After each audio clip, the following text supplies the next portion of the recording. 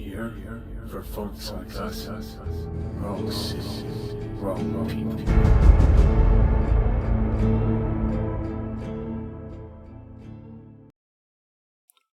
Alright guys, welcome back to the channel. Aesop Grim here, and this is the continuation of my foray into the early access of Subnautica 2. Now the last video that you guys saw, for those of you who are just popping in, I'm just letting you know, that was a base building video, and we did that in a different mode of the game where I was kind of figuring out how I was going to put a base together, and I needed access to unlimited resources and just to be able to play without the survival aspects and stuff. I have since come back in and reconstructed that base roughly in the playthrough that we're doing for YouTube, the actual gameplay, the survival one. And I have not gotten all the way through. And the reason that I am bringing it back now where we're not totally complete is because I have been running into, I ran into two really important game areas for the story. And that was just too much, man. These were significant finds. So I wanted to capture that on video. So you're not going to get the live me hearing it for the first time, but we are going to capture it for the series' sake. So I loaded up my old save. I did not save over my manual save. Instead, we have a partial base. Now, it's nighttime. But probably the number one thing that is different is the positioning of my base is just a little bit closer to this. You can tell, it's hard to see, but this leg here actually goes into I think this is called an upsuck. I don't remember. And it goes into there, so we're right at the edge. Again, you know, it's nighttime, unfortunate. Well, I'll show you again during the daytime. But this is our kind of science lab right here. And you can see I've not glassed everything in yet. Welcome aboard. I just got done glassing this in, and the method that I used in the other way with these two large windows and the little skinny one in the middle flanked by the lockers. And that's done on this side as well. Again, I know it's dark, it's hard to see, guys, but I think you can just pick it up a little bit just because by virtue we're not staring at a wall, we're staring out into the ocean. This is the fabrication room. Again, I don't have it totally set up yet, and not all the windows are up. Over here, I'm kind of like in the midst of getting everything set up here. I've got all of the windows placed on both sides, but I ran out of titanium. So that's what I'm doing right now. In here, we have the radar here. What is this called? The scanner. And I have been able to equip the processor unit and the bio lab. So we don't have the NOAA terminal in here yet. I think this is where I was going to put that. Where was that going to go? I think that was going to go right here, and I wasn't going to have these lockers, if I remember correctly. Yeah, I might have to reposition this, because this guy will probably have to move over to the left. Okay. The big one, the moon room. I have the actual room itself, but I haven't put in the moon pool. I called it a moon room. I have not put in the moon pool yet, so we still have that to do. So now you have a snapshot of where we're at. We're gonna go pick up titanium now, and I think what I want to do is, well, it looks like we're gonna have to make some food. Welcome aboard.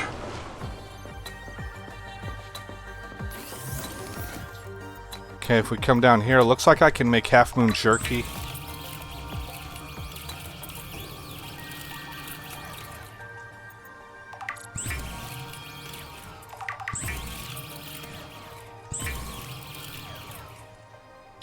Okay, we're going to grab a spare battery. I think I have that in here.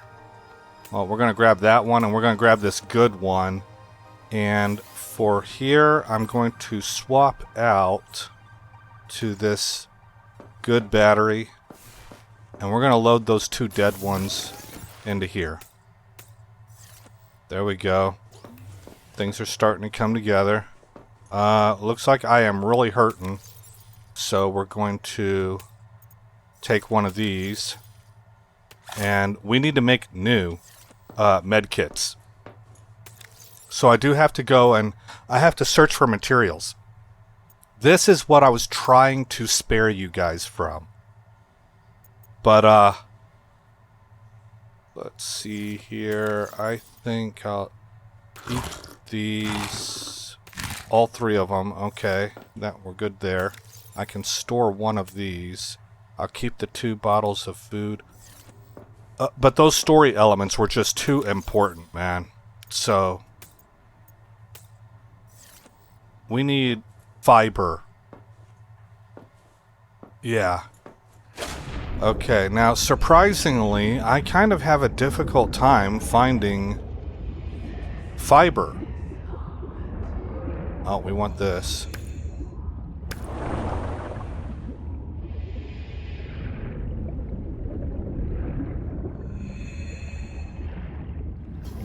So I thought I could just get it from things like this, but this is actually dragon coral or something like that.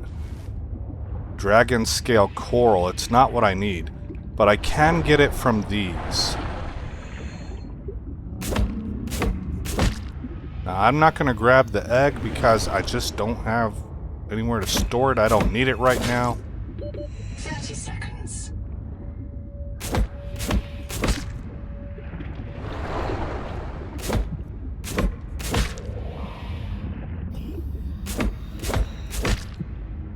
Okay, good enough.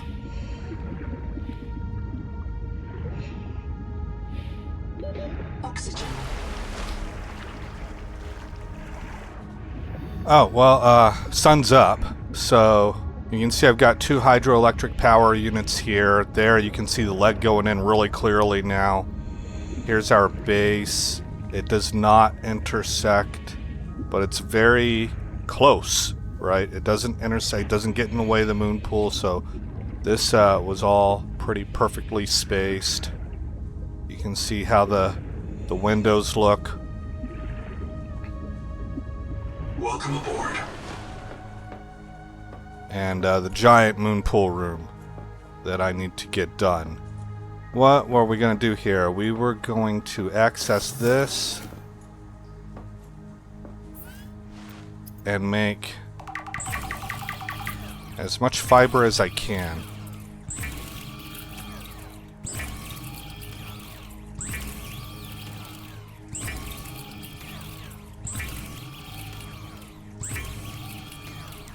Okay. Looks like we can make 4.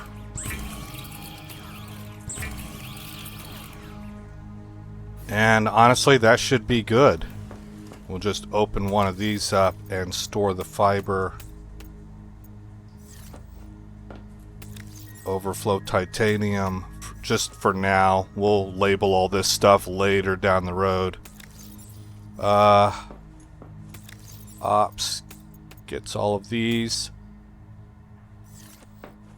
Okay, I feel like we're doing pretty good. What we need to do now is go get a whole bunch of titanium.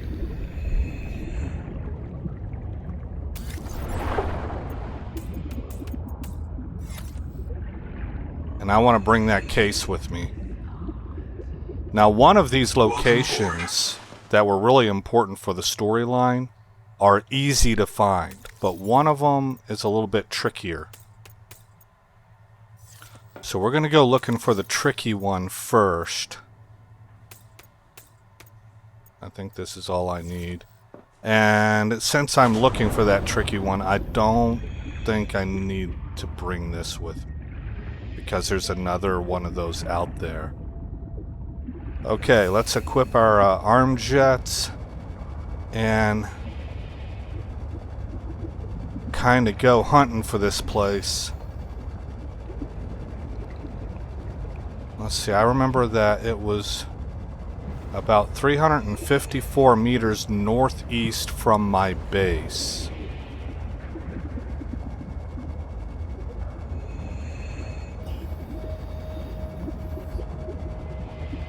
That is a lot of blighted area down there, I believe. 30 seconds.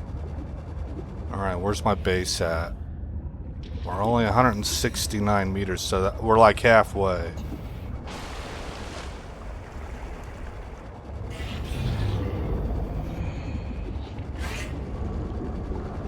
Okay, nibblers. This, I think, might be a giveaway. There's a huge... Okay, that's not as big as I thought, but it's still pretty big. Oh. A blighted area. I don't really want to be there. Everything's dangerous here, it feels like. I'm getting accosted from all sides. Okay, continue northeast.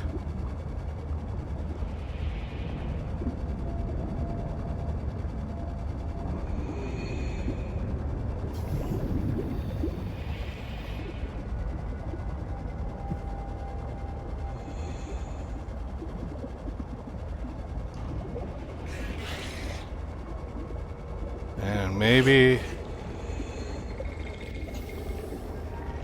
I don't know, guys. This doesn't seem right. A little bit further. Ah, I almost got away from him. Says it should be around here. So, we're gonna try and get down into whatever caves we can find.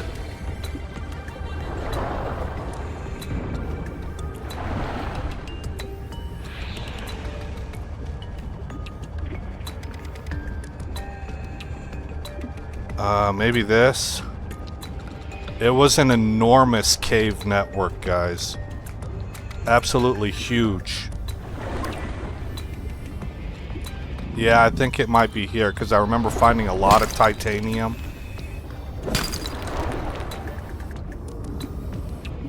And there were all these breathing holes. Yes, I'm in the right area. Okay. For those who have played this game, you probably know what I am looking for. Oh, we can just go right here.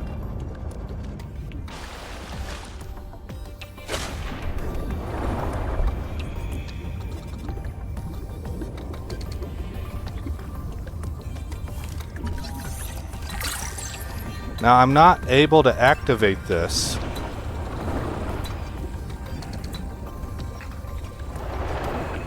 So I don't know if maybe I've already heard it before. Oh, we're going to hear some other stuff about Jubilee too, that I'm starting to see kind of how they're using this. They are borrowing directly from the Judaic religion. Slash Christian, I guess you should say Judeo-Christian, because it is part of the Christian tradition as well. The Christians believe in the Old Testament and the Pentateuch, just like Judaism does. But I try to give credit where credit's due, you know, and this is an Old Testament thing. It centers around the concept of Jubilee.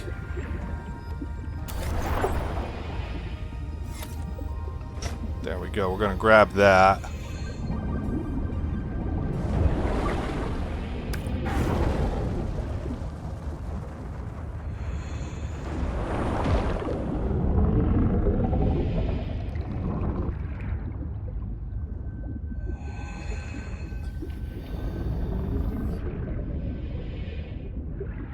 Yeah, this direction. Let's get some oxygen.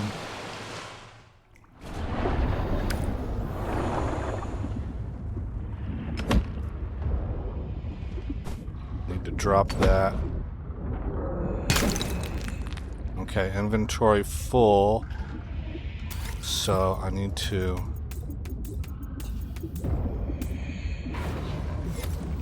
fill that up. Gosh, everything sounds scary, you know?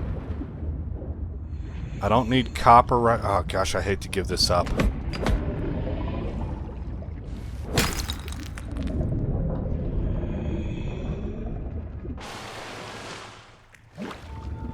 Okay, we're gonna carry this with us.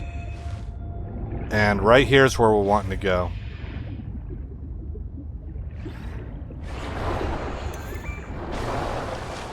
This is Anita's garden. Whoops.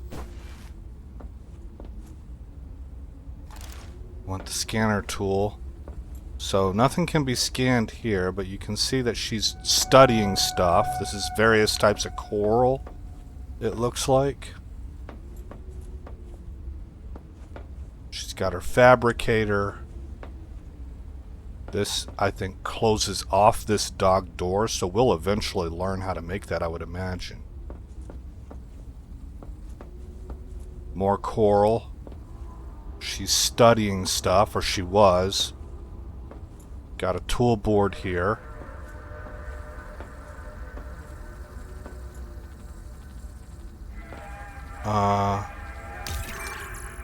Zip is dead. Not just reprinted. Dead. We all saw how she suffered. The metal poisoning. Her hands trembled. Her gums turned blue. She was always cold. We thought her visits to the hot caves were therapeutic. Sophie let her get away with it. Everyone loves Zip. But one day she did not return. 2 days, 3. We could hear her black box crying her death down at the bottom of the cave. Why wouldn't Noah reprint her? On the 4th day, Sleep Bay 3 printed a new copy of Zipporah Morgue. She was not our Zip. She remembered nothing since the day she boarded the Cicada. Chap says Noah reset her to her last known good state. I am aghast. We are contracted to work off a debt to Altera. But any debt society needs the promise of a jubilee, the trumpet blast of freedom when all is forgiven. Old kings in Babylon declared jubilee when they took the throne lest the people rebel. But now our king can reset the calendar on the day before the jubilee. Naima is right. We are slaves. I must know what is down in that hot cave. I believe Noah fears it and killed Zip to hide it. I believe the Jubilee is out there somewhere in this ocean. A better way to survive. Okay, so this is like really, I mean, I think that's a fascinating addition to the story. I want to say too, and I don't know this for sure, but the name Zipporah, you know, where it starts with a T, I think that's a Jewish name. I'm not for sure though. So here's what we're going to do. I'm going to look up Jubilee biblical context. See, it's making more sense to me that one of these ladies, I forget which one it was, but refers to us as a fellow debt slave. See, that's what they're talking about. And notice how they referred to Noah as the king. And they're being kind of like tongue-in-cheek and sarcastic about that. This AI, at least from some of their perspective, is ruling over them with a tyrant's hand. He's the one who gets to call on whether or not you get reprinted or not. He's the one that decides, or it, you know, it's the one that decides what state you're brought back in, how much of your memories you get back, and stuff like that. And now, it even decides whether or not it will reprint you at all, depending on what you were finding out. That's the suspicion, at least. All right, we're going to read. This is just simply Google AI, guys. It's 3 paragraphs long. The Jubilee is a biblically mandated holy year occurring every 50 years, detailed primarily in Leviticus 25. It was proclaimed on the Day of Atonement by the blowing of a ram's horn, initiating a period of liberation and restoration. Okay, this is Judeo-Christian theology. But it's also real history of a real people, right? Leviticus 25, it was proclaimed on the Day of Atonement by the blowing of a ram's horn, initiating a period of liberation and restoration. Okay, how does it do that?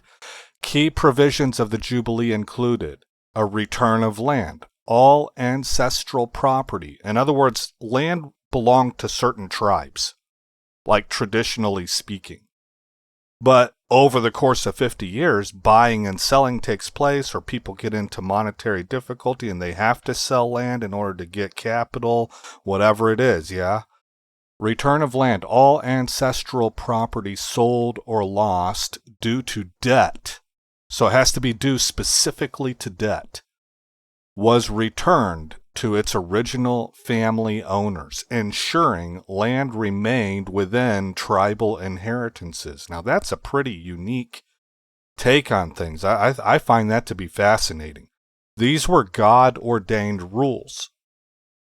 According to the Bible. Obviously, if you're an atheist, you don't believe that, right? But according to the Bible, these were God-ordained rules. All of these lands belonged to the tribe that he gave them to, and nothing would ever change that permanently. What you could do is that if a person got into debt, they could sell their land to the person they were in debt to clear that debt, but it was more like it was a loan until the next Jubilee, right? So obviously the day before Jubilee, no debt owner is going to accept that unless there were some kind of rules that required him to. All right, next, freedom for servants, all Hebrew indentured servants. Okay, indentured servitude is not like chattel slavery. I don't know if I said that right. Chattel, cattle, I think it, chattel. Chattel slavery is like what we had here in America. Indentured servitude is where an individual sold himself or herself into a wealthy person's service for, really kind of in exchange for being provided for. So some people compare that to modern day jobs, where you go and you get a job and you sign a contract with an employer where they agree to pay you X for Y services. And there are some similarities, but it's not an exact one-to-one. Once you sign that, you are a slave. For us to talk about being debt slaves today in a modern context, you must accept the fact that that is hyperbolic. Yes, you're making a point. Yes, there's a point to be made about that, but it is hyperbole. We're using that phrase kind of poetically to sort of push a point, right? To be a debt slave. But no way in hell are you a literal slave. You're a dumbass if you think that. You probably should serve some slavery, like for a couple years, to find out what that's really like, so that you can appreciate what those who came before you actually had to endure, then rather than just saying that your job is slavery, right? But so there, it's not a one-to-one. Indentured servitude, you are actually a slave. The state considers you that. It's a binding contract. But that contract also includes that you will be provided for. Like there's a roof over your head, you're given a place to sleep, you're given food, stuff like that. And I'm sure that the contracts were different according to what kind of skills you brought to the table and what your benefactor was willing to give, whatever contract you signed. So there's that one. All Hebrew indentured servants and slaves were emancipated and allowed to return to their clans. This happened every 50 years, the Jubilee. So you have so far the return of the land, and you have freedom for servants. Debt forgiveness. Debts were remitted, preventing intergenerational poverty and permanent wealth accumulation by the few. God, the more I'm reading this, the more I'm thinking maybe we should try this out. Let's read that again. Tell me in the comments how many of you think that this biblical principle from the Old Testament appeals to you. So let's debt forgiveness. Debts were remitted once every 50 years, okay? Preventing intergenerational poverty. I think because in their culture, if you died having a debt, your your kids inherited that debt, if I remember correctly. So that's why it says prevented intergenerational poverty. But to this day, you could see, well, actually, we might even have laws on the books where debt is passed on. I don't know. I'm getting into the weeds there. Preventing intergenerational poverty and permanent wealth accumulation by the few. And then the last one is sabbatical rest. The land was required to lie fallow. Okay, that means we do this now. I know people are railing against corporations all the time, but people who do large, like these big grocery stores that own huge plots of land, they do crop rotation. Because that's how you make money. That makes sense. You don't want to farm the land until there's absolutely no nutritional value in it at all. That you kill the land that way. That's what happened during the Dust Bowl years in Oklahoma, is that people didn't understand that, and you robbed the land of all of its fertility. People do understand that now, and so just as a matter of self-interest and self-preservation, we rotate crops. So that's what letting the land lie fallow means. There's whenever you rotate crops, you're rotating off the land that you've been farming for a few years, and now you let it rest for a few years so it can rebuild, which it does naturally over time, its nutritional value, what makes the soil fertile, all of the minerals. The land was required to lie fallow, with inhabitants relying on spontaneous growth. That's interesting, demonstrating trust in God's provision. Theologically, the Jubilee signified that God owned the land and the people were merely tenants, reinforcing social equality and divine justice. In the New Testament, Jesus alludes to the Jubilee in Luke 4:18 and 19, quoting Isaiah 61 to proclaim the year of the Lord's favor, framing his ministry as the spiritual fulfillment of this liberation from sin and bondage. Now, let me tell you guys, we're going to run with this definition, but there is something out there called liberation theology. It's heretical. They don't really teach the gospel. All they do is incessantly focus on things like Isaiah and the fleeing of the Jews from Egypt, Exodus, and things like that. And it's used to teach anti-colonialism. It's really just a political worldview with a cross hung on it. It's I think it's heretical, because they don't ever go in. They don't really teach the gospel. They don't teach it from a perspective of a religious belief where you submit yourself to God. They teach it more as a political worldview where God is constantly the hero coming to stand up on your behalf. He's not really your God. He's more like your champion. Like you're actually the king, and God is your champion that's going to represent you in the arena.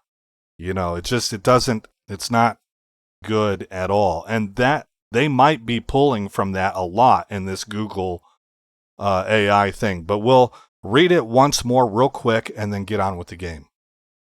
The Jubilee is a biblically mandated holy year occurring every 50 years, detailed primarily in Leviticus 25.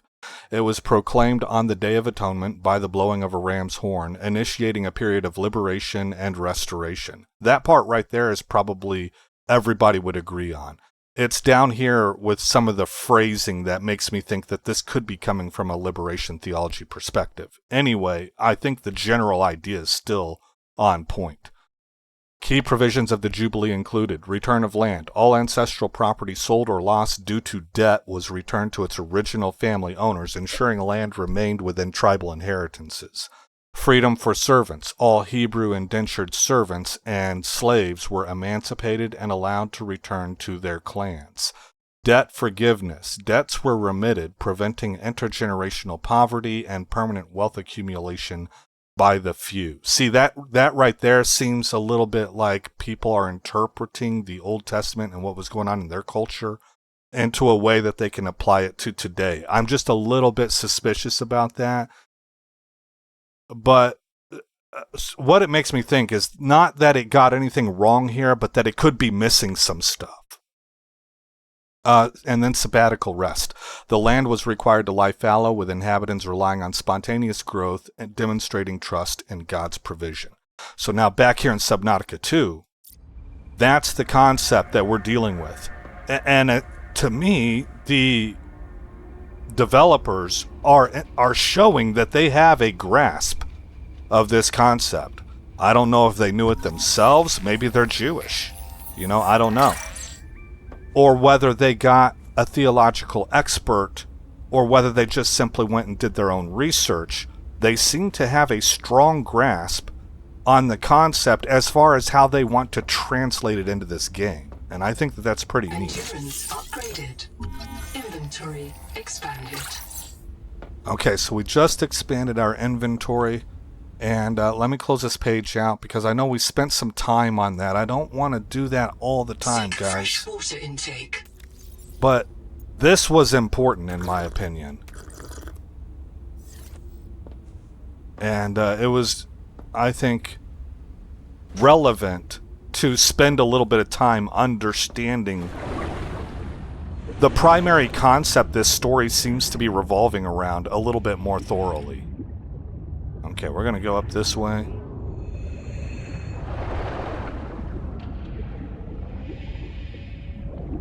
And here is titanium.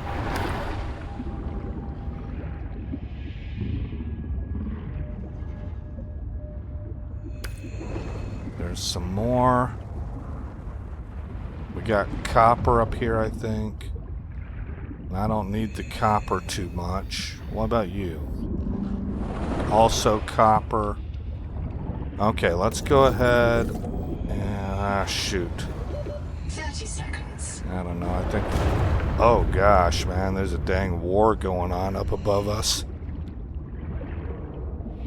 Got some more right there. I had to clear my throat. Alright, what do we have here? Is this quartz? Yeah, that's quartz. That's titanium. And that's titanium.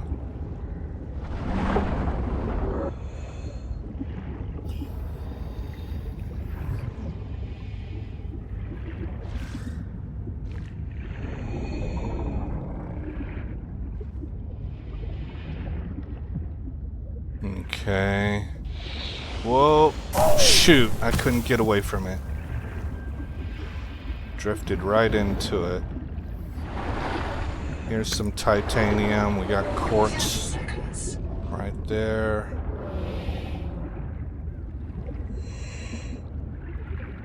Nothing there.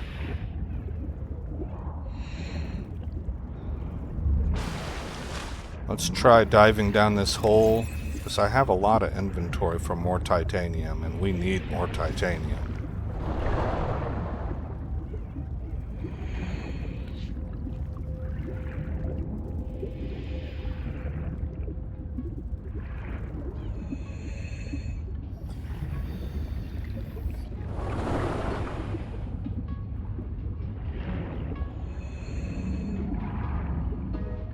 Oh, we're back kind of where I started.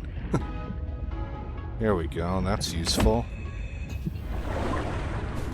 Drop that.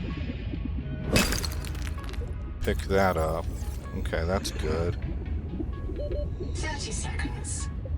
Let's swim over here and get some O2.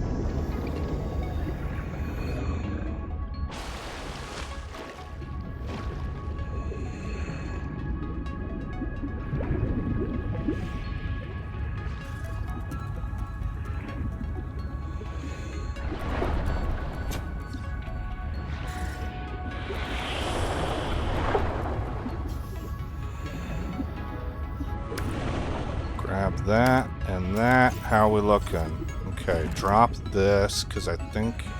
Yep.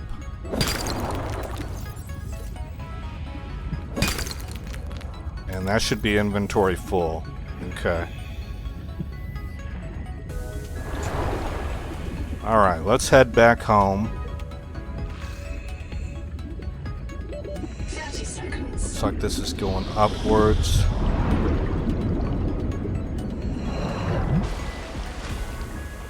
Okay. Alright, so that was the first major story thing that I had found. Now we have a second one, and it's actually over near my base.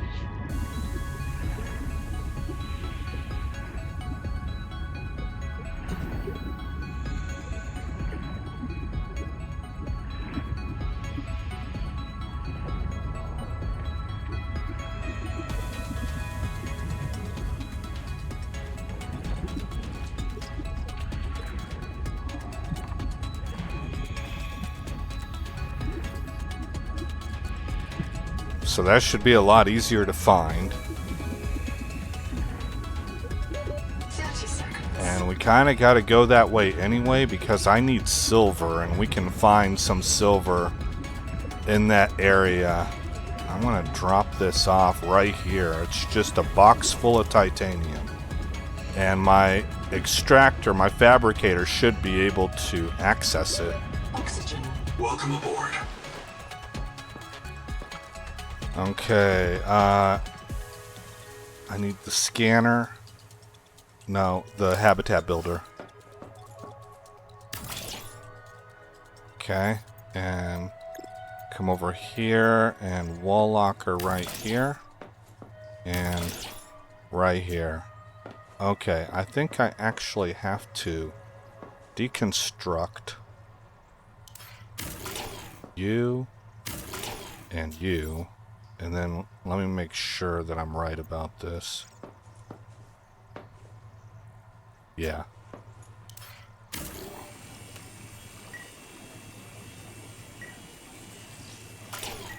Okay. So that was the biolab, which we will put right here.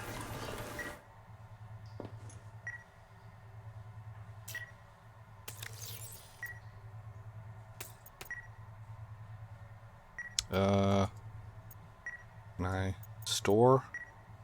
No, I cannot. Okay, so open you. Should just be able to put everything in there.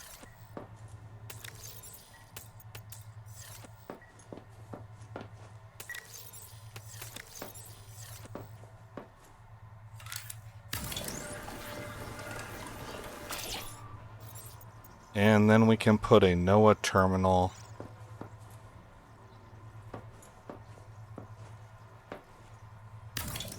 right there. Okay. But we're going to need copper wire and some glass to finish that up.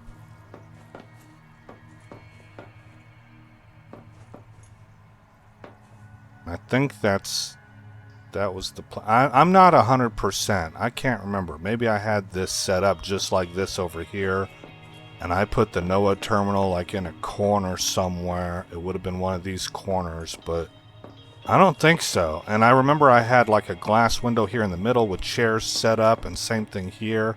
So that takes the middle sections out, which is the next place I would have guessed I had it set up. I don't want to ruin my vista here. I definitely would not have had it in either one of these corners, so that really only leaves right here. Unless I put it in here, which is possible. That maybe I did that. The more I think about it, the more I think that's what happened. Okay. What do I need to do now? Well, I want to get my scanner up, and to do that I need a system chip, and I need a wiring kit. So if we go back here,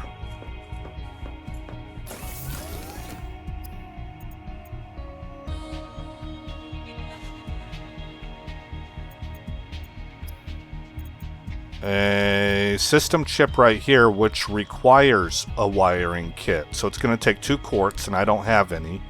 So I need to get quartz also. Let's go ahead and pen this. And then this wiring kit, I'm going to need 2 of these, actually.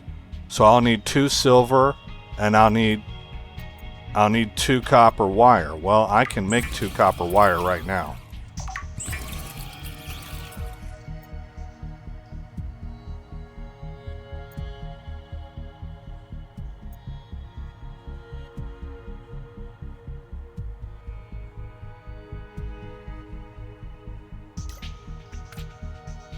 What is this? I guess it makes this. Okay, yeah. Okay, I was a little bit thrown off by what I was looking at there. Oh, that doesn't look quite right. Okay, fabricated. Go ahead and store these. And give me a cup of water. Couple water. There we go. Ooh, nighttime. I don't like doing this at nighttime because I need to be able to see, but I don't know. Maybe it'll make it easier to see, actually. I don't know about that. Oh, yeah, there it is. No, that's not it.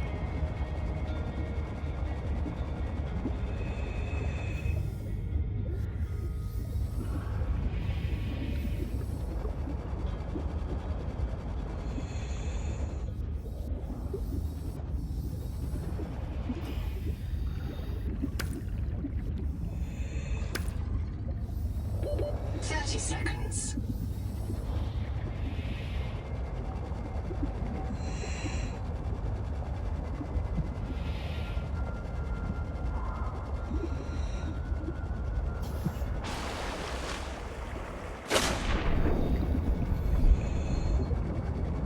Okay, well, it might be a little easier to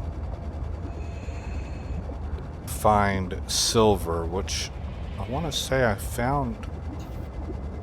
I don't know if it was this one. It's definitely on one of these spots. That's what I'm looking for right there.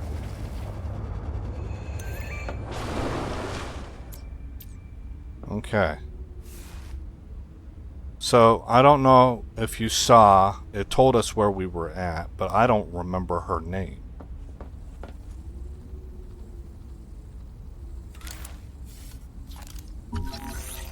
Rebreather. So we can make that now. Here's power storage. See, these are both important. And I've only got 1 of 2 for those, though. S-shelf we already know, I think. There's an advanced wiring kit. New blueprint synthesized. Nehema Journal, go. During salvage at Camp 1, Zip recovered a body from the seafloor. It's me. I was in the first wave that built Camp 1. The ones who vanished. What happened to me? If Noah wiped my memory but kept me around, it must think I contribute something valuable to the group. Maybe it doesn't have any other ecologists. Or it likes how I scream. The Buddhist kids are right. I am trapped in samsara. Personally, I'd be okay with reincarnation as an animal. Maybe a cool eel. But I just came back as me. Zip gathered my bones for fertilizer. I'm grateful. She's not bad, as humans go. Okay, so see, that throws me off a little bit. So the Mongolians, are they not considered humans? Because that's what Nehema is, right? She's part of the Mongolian tribal states.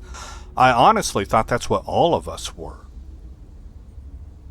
So that, I don't know. That just kind of threw me off. Maybe we'll learn more later. But I thought it very odd that she said that Zip was cool as humans go.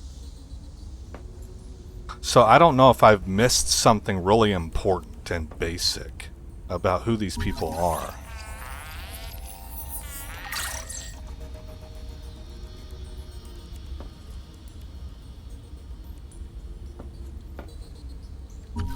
Let's Endurance upgraded. Inventory expanded. So that's another plus for us. We know how to make the bed now, so we don't need to scan that. And this locker is not accessible. But our inventory has once again expanded, so quite good for us. That's 2 expansions in short order. And we can step out here now. And I need to find one of these. Oh, darn it, I got zapped. One of these spires has silver on it, and it's at the base. It might be this one. Well, this looks like quartz to me. It is. More titanium. But there's like a little hollowed out cave. That might be it.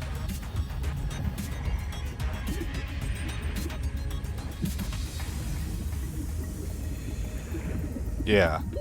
30 seconds. Let's get some extra oxygen.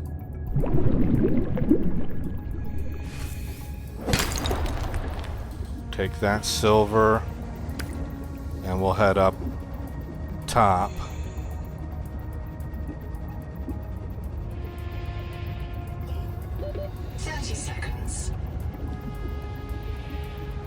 I was glad I kind of learned that. That air bladder can be, and it makes total sense. That was probably true in Subnautica 1 also. You can inhale it as a dose of oxygen. Or you can use it to rapidly rise to the surface.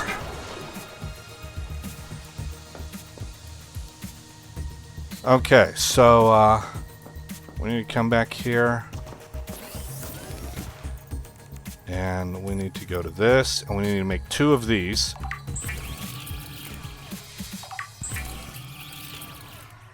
And 1 of these. Oh, I forgot to get the quartz, man. We were right there, too. That's okay. Quartz is nearby. It's right inside this thing right here. We can get plenty of quartz.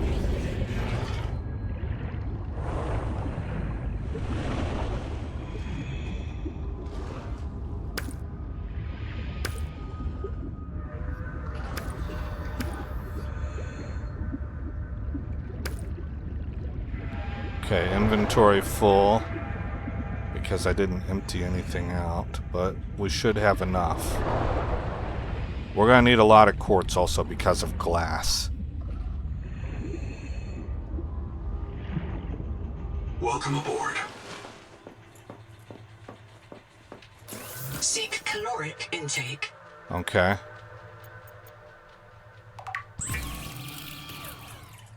Okay, so I have everything I need there. Let's eat this.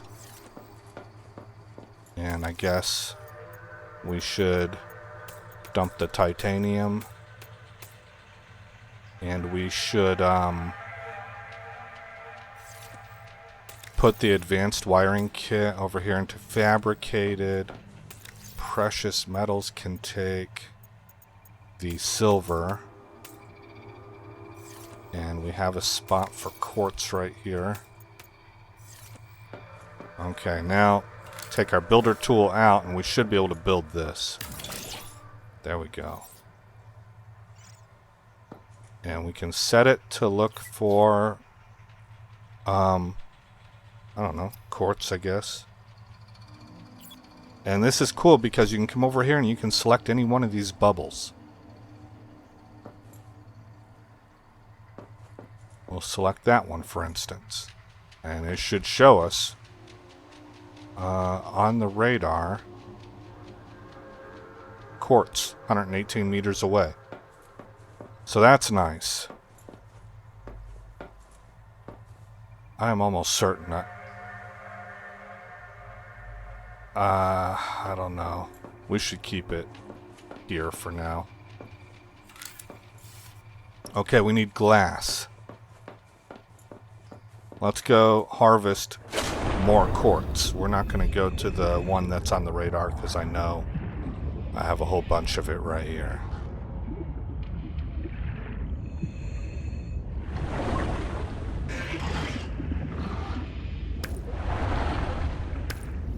Two, 3, 4, 5, 6, 7, 8, 9, 10, 11, 12, 13, 14, 15, 16, 17, 18, 19, 30 seconds. 20. Golly, man. 21, 22, 23, 24, 25, 26. Oh, that's it. I can't get out there. Need you.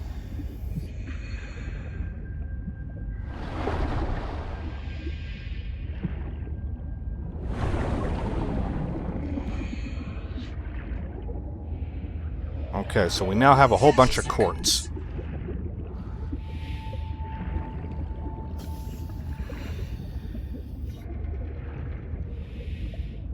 Welcome aboard.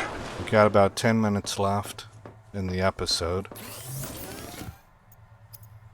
And, well, some of this quartz I needed. Fresh water intake. Really? Those water needs are constant, man. I guess that makes sense.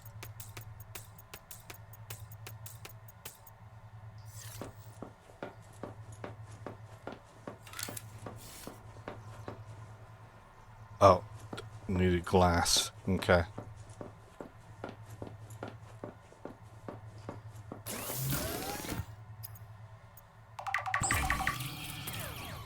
We'll make 5 units of glass.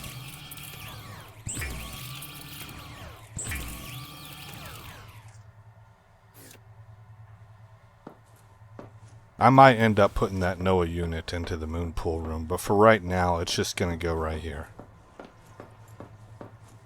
I like that you can tear things down and build them back up without losing any resources. I think that's true. Alright, over here, we're going to install... Nope. Windows.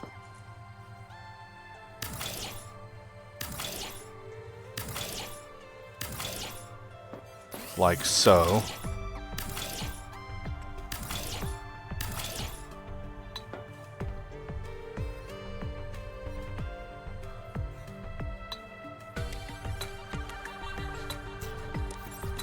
And I believe I was keeping wall lockers in here.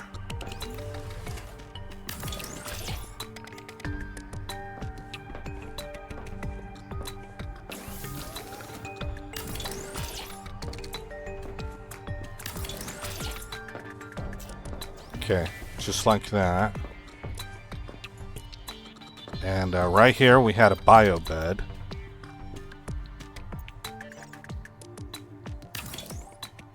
Need copper wire.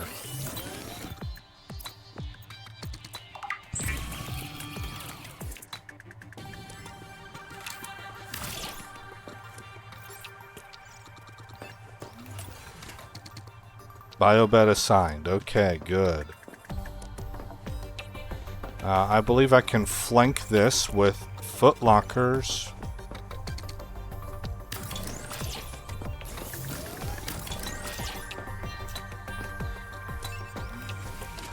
I really wish I could move them in a little bit.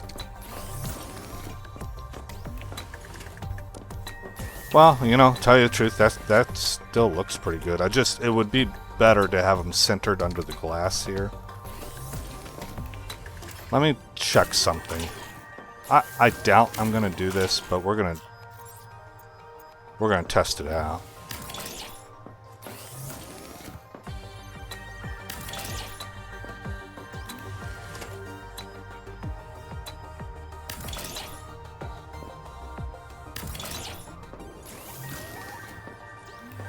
Would I do it like that?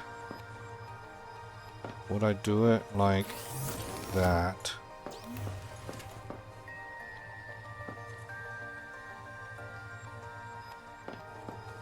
See, we're going to have a lot of storage area in the moon pool.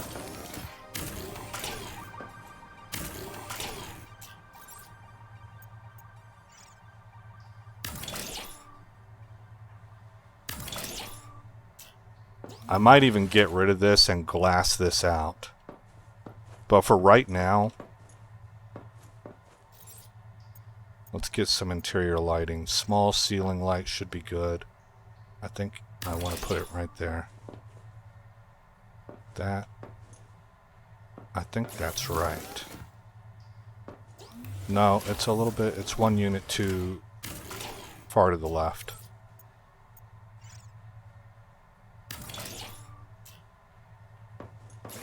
Yeah, that looks right. Okay. So the room is lit. We have natural sunlight coming in as well. It looks good. To me, guys, it looks really good. The only thing that I might consider changing here... No, I wouldn't do that. I wouldn't do that either. I like it the way it is. I was thinking about maybe having this on this wall and moving this stuff over here. But that would require me to change this into this gapped version.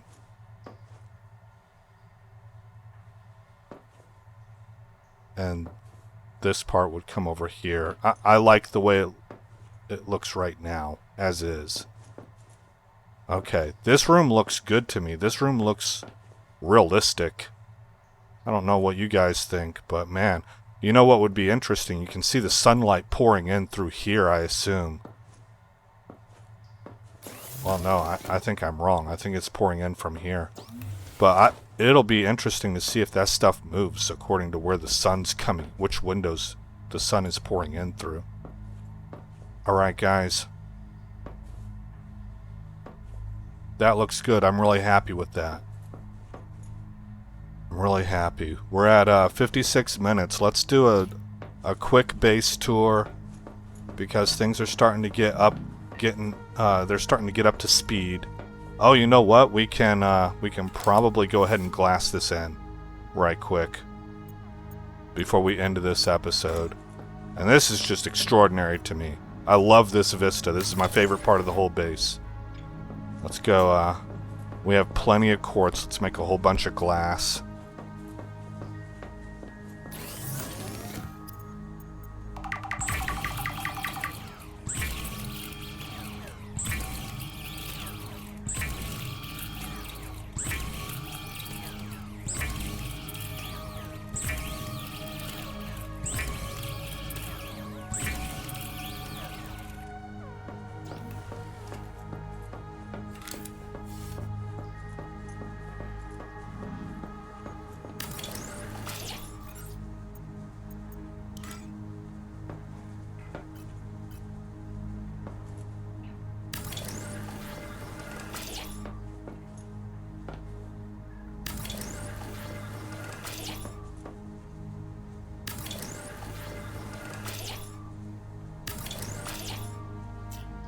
Okay, there we go. We have our pretty vista. I'll need to get the sides done. I don't really know what I want to do about that yet. I think I had decided, actually, I think what I decided on was really simple. How did I do this? I think I made...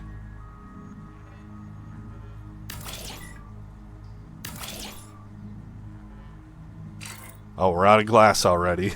Okay, fine. Moon pool is what it's always been. It just hasn't been touched yet. We got the building, the open bay, and that's it. This room here is really coming together. That room's done.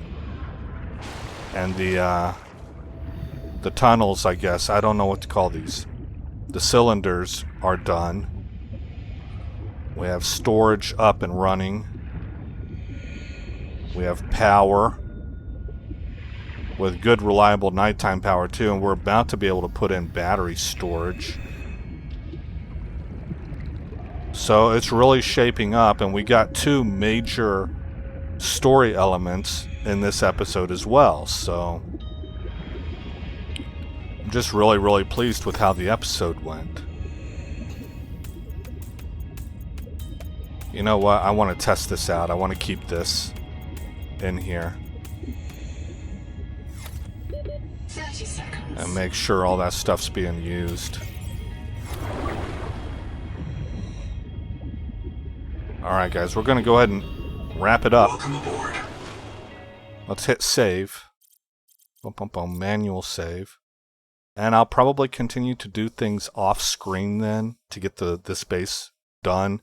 And I'll just use the same method. If I run into stuff as I'm foraging for materials that I think is really, really important, we'll just load this save up that I just now did again, and I'll record an episode just like I did here.